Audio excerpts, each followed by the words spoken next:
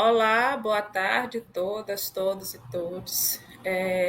Mais uma mesa, né, do nosso evento para falar sobre a filosofia e suas práticas de ensino. Então, é um evento que nos traz muitas alegrias porque aproxima, né, as pessoas não só da educação básica, mas as pessoas que lidam com a filosofia no dia a dia, com a sua prática no dia a dia. Esse evento, o primeiro EBFEB, ele está sendo organizado por alguns professores de filosofia do Instituto Federal da Bahia. Ele está sendo sediado na parte presencial pelo Instituto Federal do Campus Valença. Ele está sendo financiado pela FAPESB. Eu sou Ana Lúcia, professora de filosofia do campus Euclides da Cunha. Hoje nós temos aqui duas pessoas, né, duas queridas, que vão falar sobre filosofia e as práticas de ensino. E aí a ideia é que nós teríamos três pessoas, mas até o momento a terceira pessoa não chegou. Então, caso não chegue, a gente vai estender o prazo, né? Cada comunicador terá, em média, 20 minutos para poder fazer suas apresentações. E aí, depois desses 20 minutos, mais 20 minutos para o debate. Certo? E aí hoje nós temos quem? Nós temos a Ayala Santana Barreto Coelho, com a comunicação à filosofia através da fotografia, possibilidades criativas para o ensino e novas perspectivas pedagógicas. A substituição de origem, né, no momento é o Profilo. Nós temos a Nalanda Oliveira Lopes com a docência como a arte. Sejam bem-vindas, muito feliz em tê-las aqui. Eu acho que é um momento de troca super importante para a gente poder construir e levar a filosofia para todos os espaços, né? A gente precisa criar esse laço de aproximação e comunicação, certo? Pela ordem de apresentação, seria o nosso colega, a Ayala e a Nalanda. Então, agora, a Ayala terá 20 minutos para apresentar sua fala, né? Fiquem à vontade e espero que todas as pessoas que estejam assistindo contribuam bastante com várias perguntas, questões e contribuições para a gente enriquecer esse debate. Fique à vontade, Ayala. Bom, muito obrigada, professora Ana. Então, bom, vamos começar a falar, né? O título do meu trabalho é A Filosofia através da Fotografia, possibilidades criativas para o ensino e novas perspectivas pedagógicas. Então, esse trabalho, ele é fruto dos estudos e discussões sobre a utilização da fotografia na docência da filosofia do ensino médio. A perspectiva abordada vai encontrar seu êxito na realização, na captura e na reflexão da fotografia. A experimentação, a elaboração e a produção da imagem são um ponto de desenvolvimento das competências para a sua utilização como ferramenta pedagógica. Pensar como a imagem pode produzir o caminho necessário para uma compreensão e intermediação didática para o ensino da filosofia é pensar o uso da imagem para a mediação no processo de ensino criativo e participativo. É preciso aprender a interpretar o que as imagens estão dizendo, o que elas estão comunicando, e, ao mesmo tempo, educar o olhar para produzir imagens capazes de transmitir a mensagem proposta. Gisone utiliza o termo alfabetização fotográfica como referência a esse processo. Uma alfabetização do olhar, uma educação do olhar a fim de captar os significados que estão sendo expressos em cada imagem. Ter a percepção da imagem como um produto do pensar. Nessa construção, o caminho não é pensar uma filosofia da arte ou uma reflexão da estética, mas a proposta é pensar a fotografia como um caminho para a reflexão. A partir daí, acontece a sistematização do pensamento filosófico. Então, a interpretação da imagem e o pensamento reflexivo dá embasamento para a ampliação do modo, da forma e da percepção que teremos. Diante desse processo, o intuito é usar a imagem para reflexões filosóficas, para exercer e exercitar as atividades filosóficas no espaço de sala de aula, objetivando um possível caminho para esse processo em relação ao ensino de filosofia, à construção filosófica e à fotografia. Importante ressaltar que o ato de interpretar uma imagem, uma fotografia, é fundamentalmente interpretar o sentido atribuído, o sentido construído naquela imagem a partir dela. Nessa metodologia da percepção e leitura da fotografia, é a interpretação do processo de construção do pensamento, da linguagem e da construção criativa da inteligência humana que trará o conhecimento. No ato de fotografar, é utilizada a autonomia do pensamento e das expressões particulares. Seria o mesmo que dizer que esse movimento de produção de uma imagem através da câmera fotográfica é livre, para que cada indivíduo possa escolher qual aspecto será registrado e de que forma isso acontecerá. O que a palavra não pode descrever, certamente o olhar irá conseguir transmitir a mensagem e as informações contidas. A concepção de mundo vivido atualmente é fundamentada no seu aspecto visual. As palavras são substituídas e transformadas em imagens, até na escolha de um aluno dentro da sala de aula em optar por fotografar o quadro com a explicação e os conteúdos escritos. O uso comum da imagem não é objeto de estudos aqui. É notória sua inserção e utilização no cotidiano para as mais variadas funções. É necessário que o movimento de análise da imagem fotográfica como um aporte didático. A imagem é uma expressão da vida, do mundo real, e podemos compreender como uma linguagem. As letras seriam o princípio adotado na descrição das ideias e a imagem sua versão aprimorada. Problematizar aulas de filosofia com fotografia, estabelecer a relação da fotografia com o estudo da filosofia, com conteúdo e com o currículo escolar, é o desafio que se apresenta. A forma interativa, participativa e crítica que a fotografia produz é a estrutura para a reflexão emancipatória no âmbito escolar. Pensar o ensino nos mesmos moldes de séculos atrás é jogar fora toda a história da evolução humana e seu desenvolvimento até esse momento. Entre a praticidade da fotografia e a teoria da filosofia, sugeriu uma possibilidade para o aluno falar em outra linguagem, falar os motivos da sua captura, e nesse processo utilizar a fotografia como objeto de estudos e de compreensão da sua própria existência e leitura no mundo. Capturar cenas rotineiras nas fotografias traz a possibilidade de novas visualizações, novas formas de ver, novas formas de questionar. A cena que é capturada e a leitura realizada sobre ela se interpenetram. E é nesse aspecto que o uso da linguagem fotográfica vai estabelecer relação com o ensino e o entendimento da filosofia como vivência do aluno. Um movimento que também pode ser pensado como coautoria do seu conhecimento. Entender a coautoria do seu conhecimento é também entender a necessidade de construir processos educacionais que vão estabelecer o pertencimento e a identificação com o seu próprio mundo. Pensar sobre a realidade e construir imagens sobre sua realidade são formas de comunicação e interação. E nesse mesmo processo, as habilidades de leitura vão fornecer aporte para compreender as imagens construídas de mundo que são não pertencentes e entender as mensagens de realidades diferentes. A educação brasileira parece não ter colocado como prática de suas atividades pedagógicas a análise imagética, como uma possibilidade de fonte para a pesquisa e para a busca do conhecimento.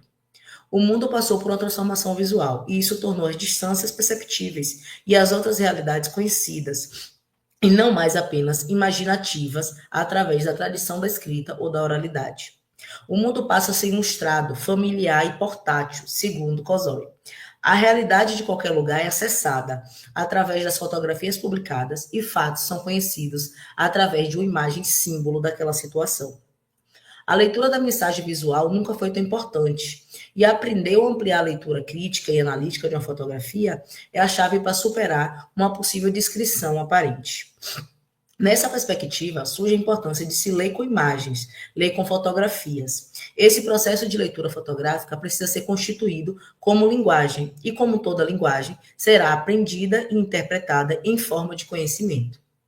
A fotografia não é uma mimese. As imagens produzidas não são o espelho fidedigno da realidade, e muito menos uma extensão dos olhos. Nesse ponto, é necessário trazer Flusy quando ele afirma que a fotografia possui a função de interpretar e transformar a realidade. Portanto, a mimese fotográfica seria uma ilusão, e o que está por trás do ato fotográfico seria a prova disso. Antes da ação e do registro da exposição da luz no sensor da câmera, vários elementos vão influenciar o ato de fotografar. Qual a intencionalidade na produção da realidade retratada? Qual a ideologia predominante? A intenção e a decisão do que se deve ser fotografado é a linguagem comunicativa que acontece no registro, na apresentação e na representação. Segundo Philip, não existe a possibilidade de disparar pelo acaso. O registro fotográfico é algo que precisa ser pensado, racionalizado, compreendido e, por fim, produzido. A fotografia é uma interpretação do real. Ela é produzida por uma subjetividade que vai produzir uma cópia da realidade com bases sustentadas pela subjetividade do autor. No momento da sua leitura, será necessária uma metodologia que a compreenda como linguagem e que possa ler o discurso específico criado pela subjetividade do autor. A imagem fotográfica é produzida dentro de uma sociedade, de um espaço e de um tempo. E isso é o mesmo que dizer que uma única imagem jamais terá igualdade de sua produção e resultado, se houver qualquer mudança nas suas bases estruturais de nascimento. Os valores éticos, culturais, estéticos daquele lugar, período e intencionalidade são os elementos característicos daquela imagem específica, sua identidade.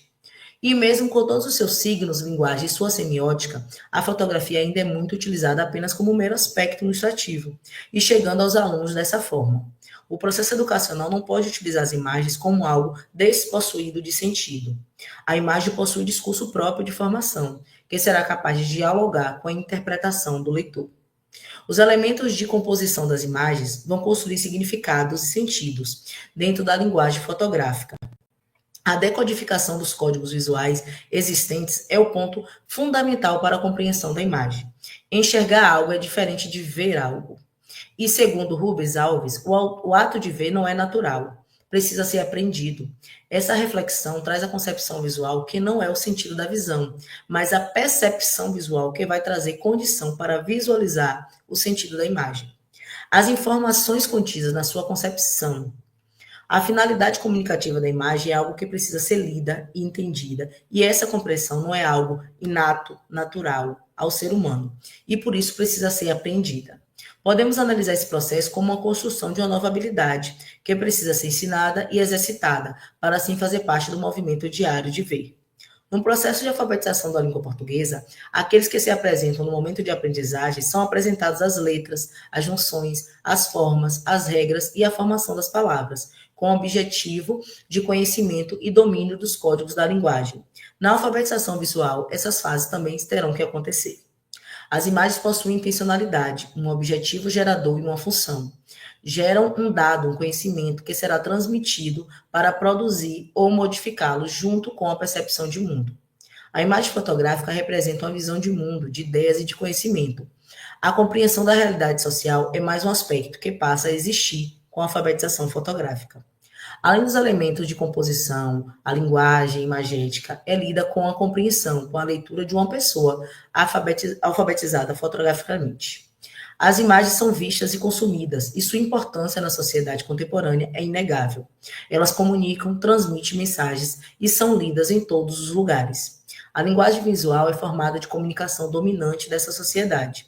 Elas são importantes, precisas, informativas e portadoras de mensagens notavelmente necessárias de leituras. O indivíduo decodifica a mensagem no final das etapas do exercício de olhar, e para decodificar é necessário primeiro olhar, depois aprender, identificar, compreender e, por último, estabelecer sentido e ligação à imagem fotográfica. Portanto, a leitura de imagem começa em um simples olhar e vai até o processo complexo de formação de sentido e ligação com a imagem e a mensagem que é transmitida. Assim, Cosói ressalta a fotografia como um instrumento no processo de convencimento e transmissão de ideologias. A fotografia é compreendida como um retrato da realidade e, portanto, uma verdade factual. Temos uma imagem cultural desenvolvida do imaginário popular de que contra fatos não há argumento. E uma imagem vale mais do que 1000 palavras. A vinculação e manipulação é possível, segundo Cosói, por esse aspecto proveniente da cultura vista como essência da fotografia, como prova incontestável da verdade. A criação de uma imagem é prescindida de uma intencionalidade, do que deseja ser mostrado e focado. Portanto, não é um retrato da realidade. A fotografia é o produto da criação de interesses particulares de um indivíduo que pensa e decide o que vai mostrar, como vai mostrar e o que vai eliminar. As relações humanas e suas formas de comunicação possuem a presença significativa da fotografia. E essa presença estabelece interferências na forma de pensar e entender o mundo. Por isso, A reflexão sobre a fotografia e todos os seus processos fotográficos não pode ser ignorada num contexto social, e muito menos nos espaços de formação como a escola. É necessário estudar e estabelecer relações entre a fotografia e o processo de autonomia intelectual dos indivíduos. A linguagem fotográfica pode ser pensada como um recurso de ensino para a formação de um pensamento crítico e construção de uma aprendizagem de percepção e leitura do mundo ao qual pertencemos.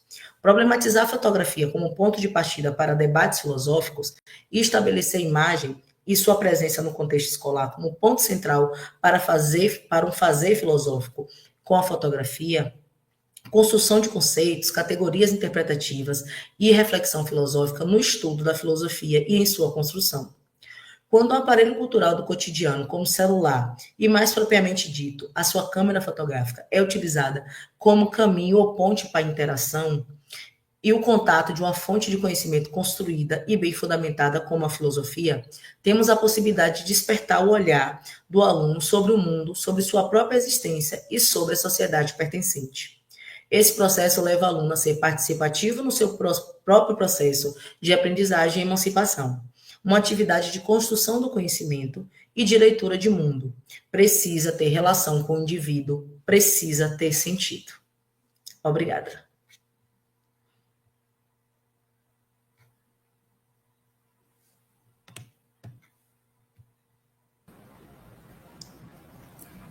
Que belo, que lindo. Ótimo, obrigada, Ayala.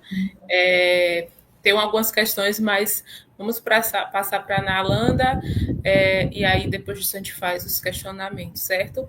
Agora a gente vai ficar com a fala da Nalanda Oliveira Lopes, que tem como título A Docência como a Arte. A Nalanda é oriunda da UFBA, e aí pode ficar à vontade, Nalanda, boa fala. Estamos aqui para depois dialogar sobre. Obrigada. Bom, boa tarde. Como foi dito, meu nome é Nalanda Oliveira Lopes. Sou uma licencianda em Filosofia pela Universidade Federal da Bahia. Nessa apresentação, que tem como nome A Docência como uma Arte, eu pretendo expor um pouco da minha experiência no programa Residência Pedagógica, que teve o período do final do ano de 2022 ao início do ano 2024. Isso. Em diálogo a isso, a minha pesquisa em filosofia, que dá origem ao título da minha apresentação. Bom, dito isso, eu acho que eu preciso começar falando um pouco sobre a minha experiência na residência pedagógica e em sala de aula. Se eu pudesse resumir esse processo, eu escolheria uma pergunta, e ela seria: como se aprende a ensinar? Ela surgiu diante de uma dificuldade de me compreender como uma professora em formação e da necessidade da vivência, mesmo diante da insegurança de me entender nesse corpo docente. A partir disso, entrei no programa Residência Pedagógica e me foi apresentada por meio da minha orientadora do programa e da minha pesquisa, uma relação entre ensino e pesquisa indissociável. E nessa experiência, nessa prática, dentro do programa, foi a experiência que mais me aproximou dos 3 pilares da universidade, no caso, o ensino, a pesquisa e a extensão. O ensino foi experimentado dentro da sala de aula, no contato com os estudantes, no planejamento, replanejamento, na transformação da minha própria imagem como uma aluna e como uma professora. Eu ainda estou em formação. Bom, a pesquisa apareceu como uma atitude permanente de indagação. Cada aula exigia estudo, reflexão, reinvenção dessa minha figura e das próprias salas de aula. As estratégias, enfim, todas essas perspectivas fez com que a pesquisa deixasse de ser, na minha cabeça, algo externo à docência. Essa concepção de relação entre o ensino e a pesquisa se tornou alicerçante da minha experiência dentro da sala de aula. Enfim, a extensão em meio a isso surgiu em relação ao contexto, ao bairro, à escola, aos funcionários da escola e principalmente aos alunos, suas realidades, suas memórias, sua história como um todo. Enfim, diante disso, é necessário entender a estrutura do programa.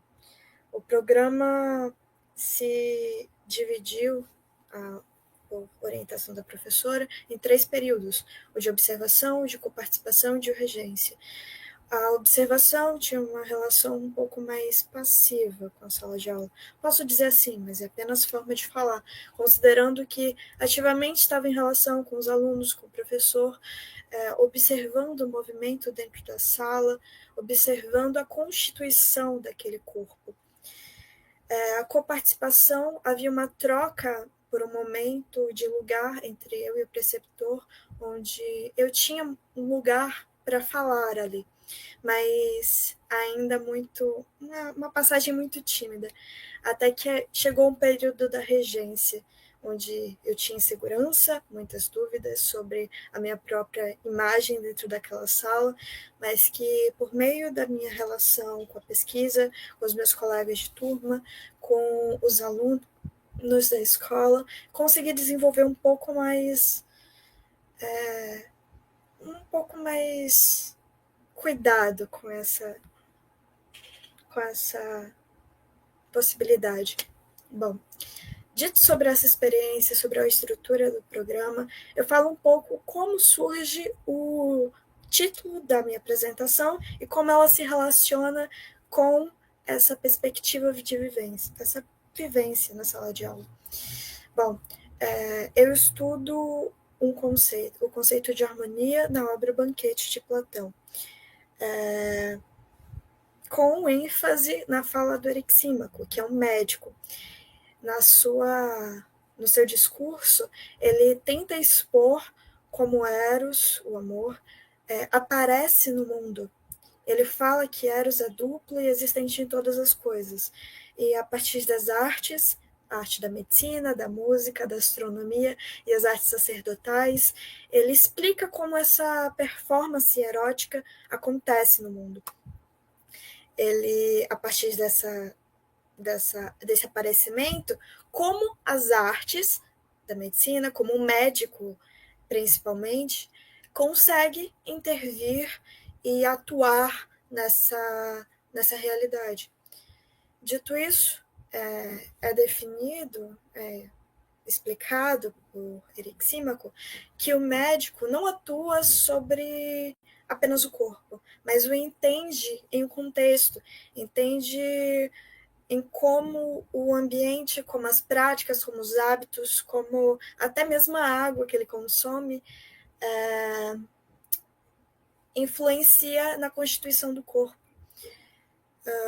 Isso é uma leitura da fala do Eryxímaco em diálogo com a prática dietética que era feita na antiguidade grega, por meio da perspectiva de Hipócrates.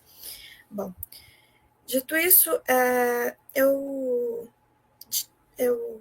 parto dessa perspectiva para compreender a docência, para compreender o papel do professor em sala de aula e as suas relações com esse contexto, com esse corpo vivo que é constituído pelos alunos e pela sua história. Bom, para o médico, conseguir fundamentar o processo terapêutico e aplicar, entre muitas aspas, o seu conhecimento teórico, essas informações tão minuciosas, tão pessoais, se tornam extremamente relevantes. por meio dessa perspectiva que eu proponho uma analogia à prática docente,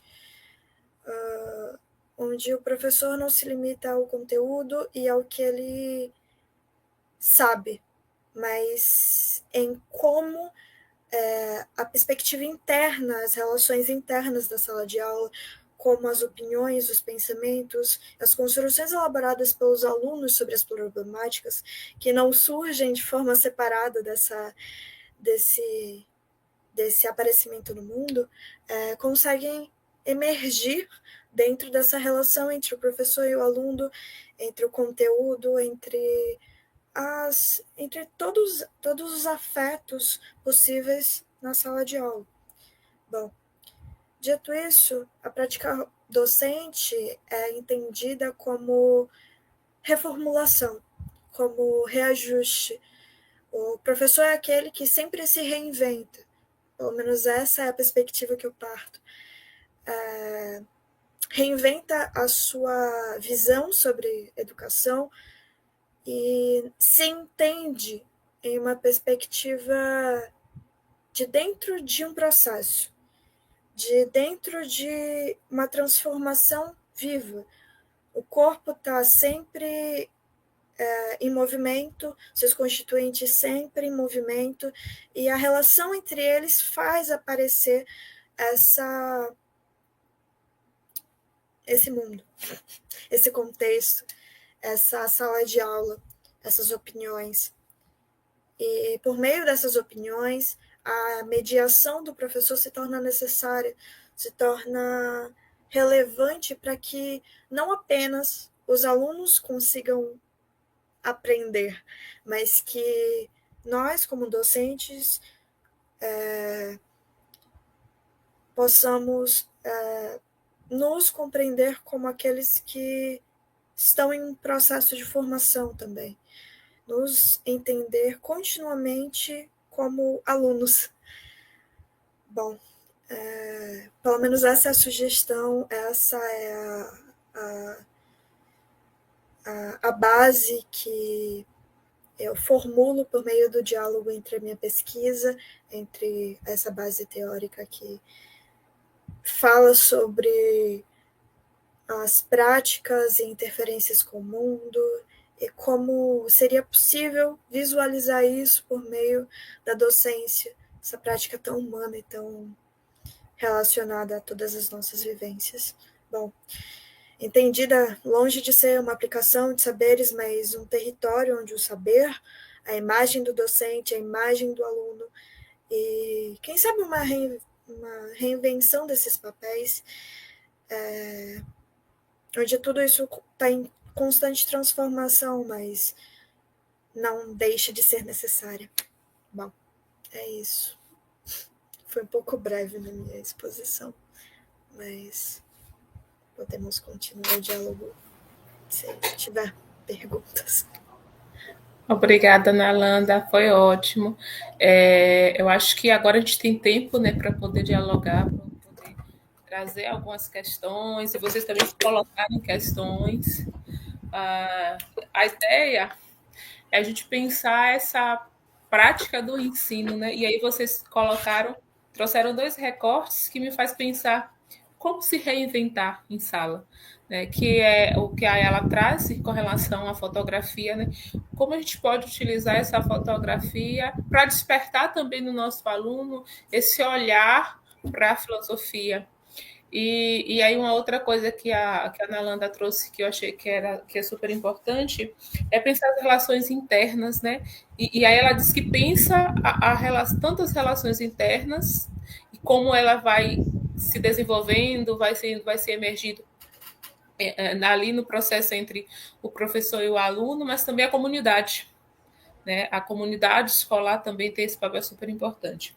E aí eu queria trazer uma questão para Ayala primeiro, como essas imagens podem criar, na sua perspectiva, experiência de sala de aula, como essas imagens podem criar um processo de comunicação. Qual a experiência que você tem para nos contar que nos traga esse olhar de como essa comunicação se dá? Aí depois eu faço para É muito pertinente essa nossa discussão de como trazer, eu costumo dizer, como trazer o aluno para a filosofia, né? Já que estamos numa construção, e eu não vou falar aqui dos problemas de sala de aula, porque todos nós temos plena consciência desse processo. E aí, a minha intenção nesse entendimento é na construção realmente de uma possibilidade do aluno ele estar dentro do processo de conhecimento, né, do seu próprio conhecimento, da sua própria produção, do fazer, né, digamos que de uma forma autônoma. A ideia de trazer a câmera fotográfica, né, o celular, porque é um objeto que a gente entende que existe num contexto geral, né, em relação aos alunos, é algo que eles são uma construção de uma geração tecnológica, então é algo que é deles, então é entender como aquilo pode ser utilizado de uma outra forma. Temos aí, por exemplo, a questão em relação à lei, né, de proibição de celular, e pode ser utilizado como um processo pedagógico direcionado pelo professor, então também é uma possibilidade para esse uso pedagógico dessa lei, que entrou agora em vigor em 2025. Então, a ideia é construir com que o aluno ele possa mostrar que tipo de mundo ele percebe, né? Que tipo de mundo ele vê, que tipo de mundo ele constrói enquanto a sua própria realidade, né? Dentro desse processo social que nós estamos. E, ao contrário também. Então, quando ele produz a fotografia, ele mostra quem é ele, quem é o mundo que ele pertence, como ele entende esse mundo. E quando ele lê a fotografia, né, quando ele interpreta a imagem, esse contexto que eu utilizo como alfabetização fotográfica, ele entende quais são os outros mundos e que leitura ele pode fazer desses outros mundos, né? Ou desse mundo que nós estamos. Então, entender que uma construção imagem, ela tem uma ideologia, ela tem um processo por trás, uma intencionalidade. E é necessário entender que intencionalidade é essa.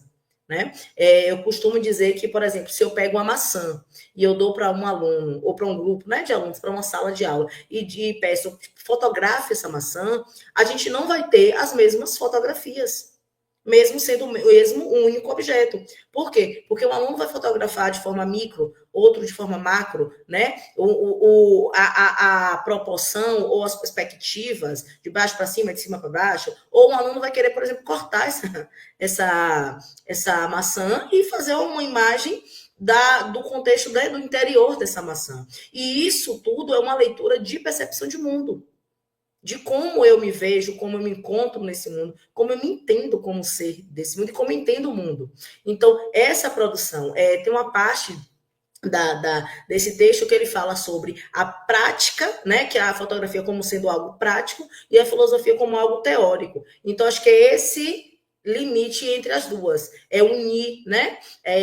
A gente tem todo o processo em relação ao histórico da filosofia, que a gente, nunca é posto como algo que não é mais utilizado, não é sim, mas como eu vou utilizar de uma outra forma, né? Como vai acessar esses alunos. E a fotografia seria esse gancho, essa ponte nesse processo. Espero ter respondido. Maravilha, ela. E aí me faz pensar sempre a questão da praxis, né? E aí eu volto muito para como, por exemplo, a Bell Hooks ela vem falar dessa relação entre a prática, né? Como a gente desperta, tanto em nós, mas principalmente nos nossos estudantes, esse pensamento crítico a partir dessa praxis. E aí você traz algo que é do mundo deles, porque eles nasceram nessa era tecnológica, né? Como você diz, o celular está aí, está à mão, está o tempo todo, eles já estão nesse processo. E fazer um link com algo que nos coloca nesse processo de reflexão, de entendimento do que é a filosofia.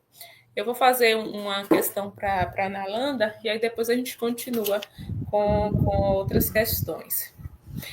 Eu queria que você, Nalanda, falasse um pouco mais sobre esse processo de imersão da relação professor-aluno a partir do que você vivenciou lá no Residência Pedagógica que você traz, né? Porque aí a ideia é pensar essa docência mesmo como arte, e aí você fez uma pergunta que eu acho que todos nós professores em algum momento nos questionamos. Como é que a gente aprende a ensinar? Né? Como é que a gente faz isso? Porque por mais que a gente tenha todos os processos, a sistematização, as disciplinas, tudo mais, mas é ali na prática.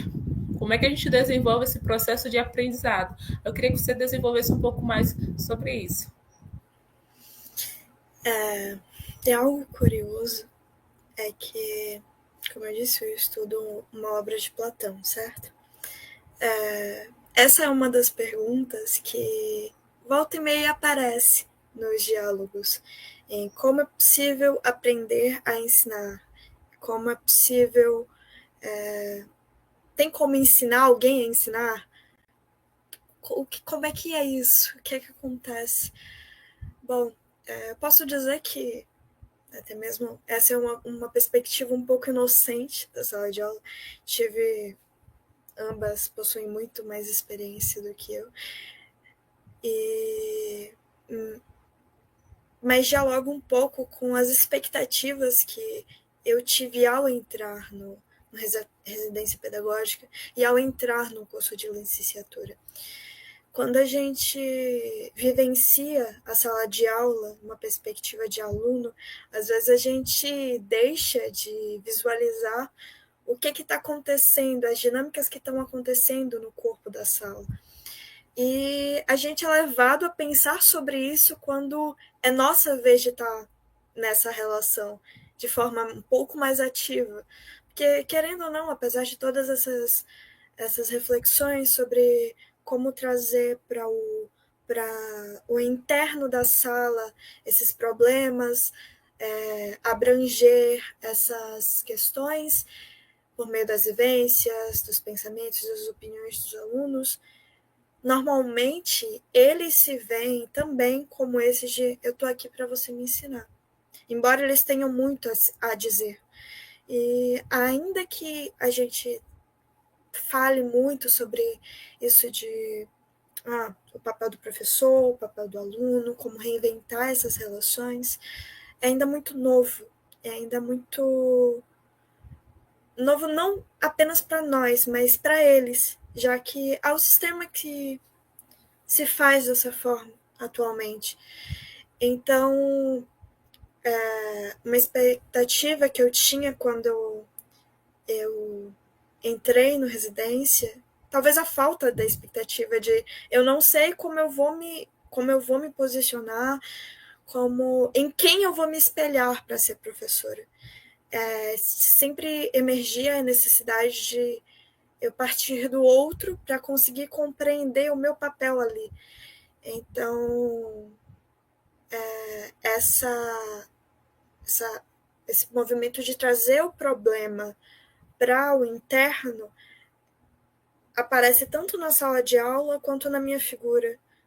É um pouco difícil de explicar, é um pouco difícil de colocar em palavras, mas eu imagino, diante das conversas que tive com outros colegas, enfim, que é um sentimento que a gente compartilha, é uma insegurança, é difícil se entender nessa posição de ensinar alguém. Como é que eu vou fazer isso se eu nunca aprendi a ensinar alguém?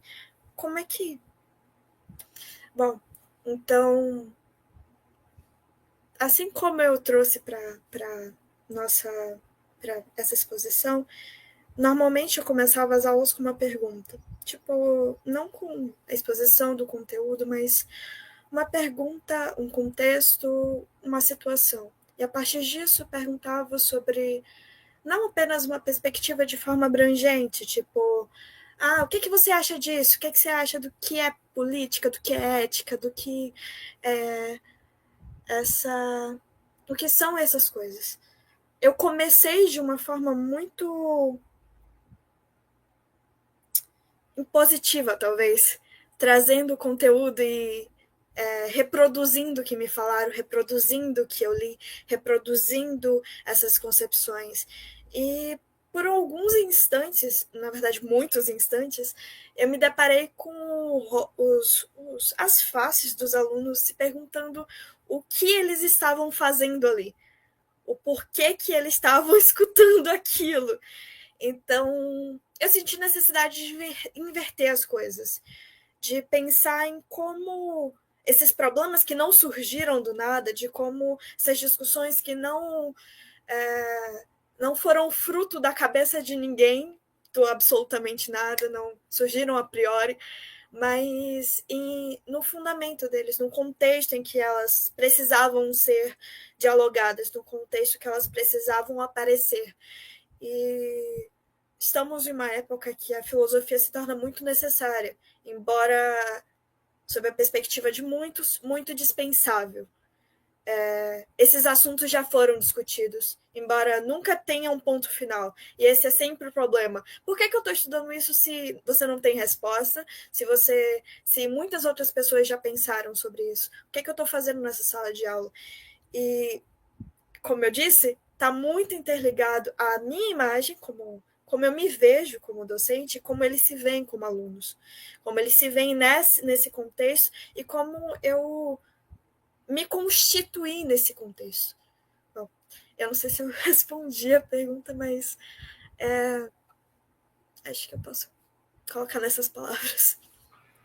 Ótimo, obrigada. E a partir do que você traz, me faz pensar várias coisas, né?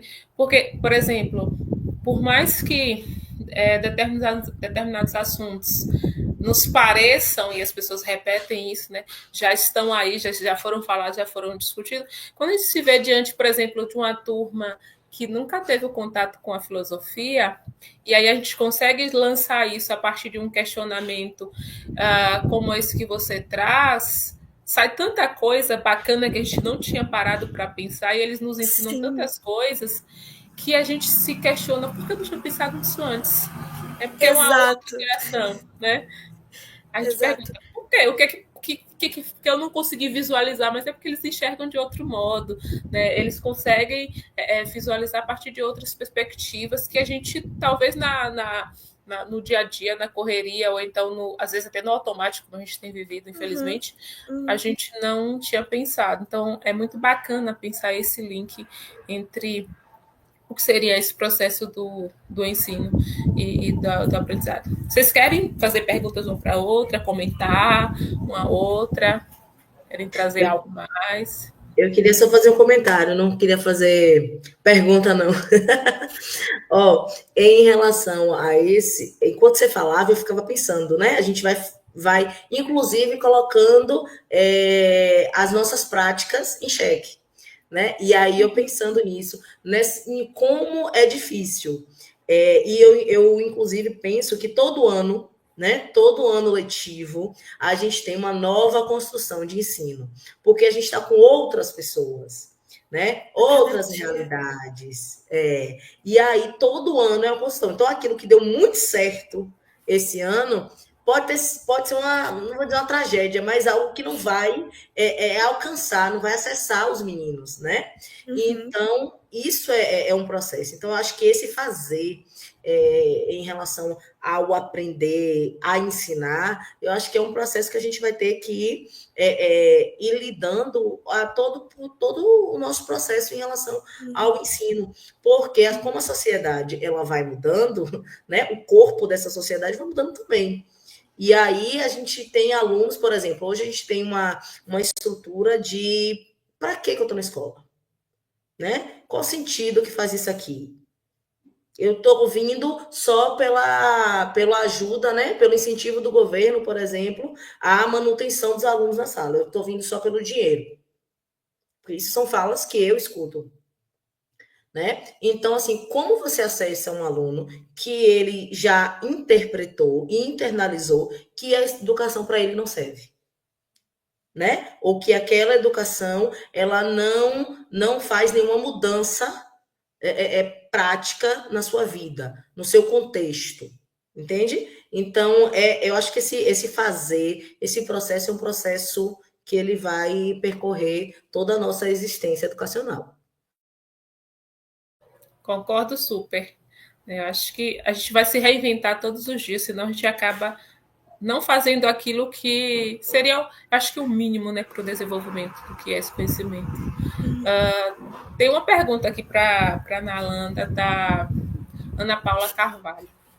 Ela questiona o que você pensa sobre o método dialético em sala e se você consegue ver a sua pesquisa, né, dentro da sala de aula. Ai, ai. É... Bom, antes de ver a minha pesquisa na sala de aula, eu imagino que esse seja o meu objetivo com isso. Partindo de uma concepção de dialética platônica, no caso, já que essa é a parte que eu estudo, e sobre como a relação entre dois ou mais consegue fazer emergir um processo e se reconhecer nesse processo. Não apenas me reconhecer, mas enfim. Imagino que nosso objetivo como professores seja fazer com que o aluno, não fazer com que o aluno, mas despertar ao menos um interesse por isso que está sendo discutido. Então, em primeiro momento, isso. Em um segundo, intermediar. É impossível não pensar numa sala de aula em um lugar de de multiplicidades, de perspectivas, de histórias diversas, de opiniões diversas, e não pensar como dar corpo a isso que está sendo discutido, como aprofundar, como fazer com que eu e eles pense no lugar do outro e se reformule a partir disso. Então, esse é meu objetivo, tentar entender como que isso seria possível. A cada experiência, a cada dia na sala de aula, era frustrante e ao mesmo tempo empolgante ver o meu plano de aula sendo, em alguns momentos, despedaçado em algumas partes. Porque eu planejava fazer uma coisa, a aula ganhava outro rumo, claro, não saindo totalmente do planejamento, mas entrelaçando com o que era trazido, o que aparecia na sala, e era muito empolgante porque eu sabia que eles estavam comigo ali, eu não estava sozinha. Então, fazer esse movimento, participar desse movimento, é meu objetivo. Cada vez que eu entro na sala de aula, seja como aluna, atualmente, já que infelizmente o período do programa acabou, seja como aluna, em cada sala de aula que eu participo, com as perguntas, com a interação com o professor, com a interação com os meus colegas, onde um local que eu aprendo muito nos corredores, fora da sala, assim como eu aprendia com os alunos que eu dei aula durante esse período. A gente conversava muito, não só sobre o conteúdo da sala, não só sobre aquela instituição, mas como eles viviam e viam aquele mundo que eles vivenciavam. Enfim, seria isso. Ótimo. É o processo de a gente conseguir. E aí eu fico pensando que, na maioria das vezes, quando eu tenho um aluno, que cria aquele processo de provocação, para mim já é um mundo ali, né? Porque você tem alguém que está ali puxando, e aquilo faz com que os outros também criem esse processo do despertar. E aí, Sim. coisa quando tem aquele que discorda, e isso é o bacana, que é um processo de Nossa. discordância que é muito legal, que é muito bacana. Então, isso eu acho que é uma das áreas que nos traz, como a filosofia ela nos dá essa prática e nos faz desenvolver tanto na discordância quanto não, né? Então, isso é o bacana da filosofia. Vocês querem comentar mais algo? Trazer mais algum comentário? A gente ainda tem um tempinho. Eu acabei não falando isso, mas foi ótima a sua apresentação, parabéns. Adorei o ponto de vista que você trouxe. Eu estou muito curiosa para assistir uma aula sua, sinceramente. Eu quero participar dessa dinâmica, meu Deus. Agradecer ao evento pelo espaço da fala, a pergunta da Ana Paula, enfim. Obrigada e parabéns. Oh, meu Jesus. Engraçado que o professor ele fica tenso, né? Quando o outro professor diz que quer assistir a sua aula. É como se estivesse invadindo aquele mundinho que é meu. Mas vamos pensar possibilidades, sim, por favor. Vemos só ver uma logística, né? Em relação a território, mas vamos pensar sim. Ana, a professora Ana me conhece, a gente fez graduação juntas, né? Então é uma alegria muito grande fazer. Acho que é a primeira vez que a gente se encontra assim, e é muito lindo isso, porque eu sei de onde ela veio, ela sabe de onde eu vim, e isso é muito legal. E aí, e ter você aqui também é muito, muito, muito interessante, porque a gente só está em lugares diferentes, mas o caminho é o mesmo. Né? O trilhar é o mesmo, mas a gente só está em lugares diferentes, no sentido de tempo, apenas isso. E aí, quando você fala dessa questão desse acesso, de quando o aluno ele entende, no sentido de, ou que ele entende, não vou nem usar a palavra que ele entende, mas que incomoda ele, né? E aí ele fala, e aí ele pergunta, nesse momento é aquele momento que você zera o joguinho, que você vai para casa feliz, satisfeito, que você diz, eu fiz o que eu vim fazer. Porque a gente não precisa de multidões, né? A gente vai de pouquinho em pouquinho nesse processo. E a gente não acessa todo mundo, porque cada um está num lugar diferente de acesso. Então, essa construção é justamente um processo. Então, essa semana, num conteúdo, você vai acessar um, semana que vem, no outro conteúdo, você vai acessar o outro. E aí você vai nessa questão. E eu queria, só para finalizar, dizer que eu estou feliz da vida. A gente precisa realmente sentar para discutir esse fazer docente, esse fazer enquanto indivíduo, né, na sala de aula, que está tentando construir uma ponte para que o outro indivíduo tenha entendimento, percepção, autonomia e construção do seu próprio conhecimento. Muito, muito obrigada. Maravilha. Eu quero agradecer, né? Quero agradecer ao IFBA, ao Campus Valência, por sediar, né?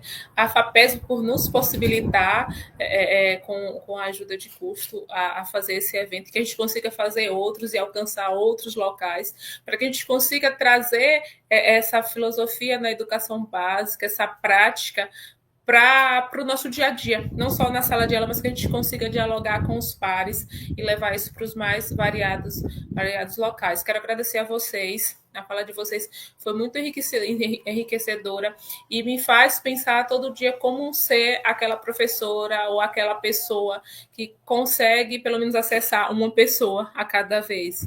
Né? Então, vocês trouxeram metodologias práticas que nos aguçam o processo da criticidade, do entendimento mesmo. E aí eu quero agradecer, quero dizer a todas as pessoas para continuarem conosco. A gente tem mais mesas, 4h30, depois nós temos mesas 17, 19 horas.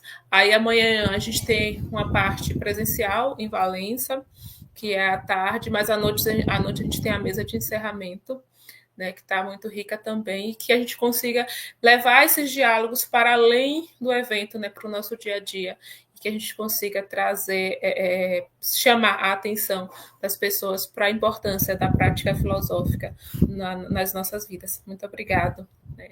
Que tenhamos uma ótima tarde.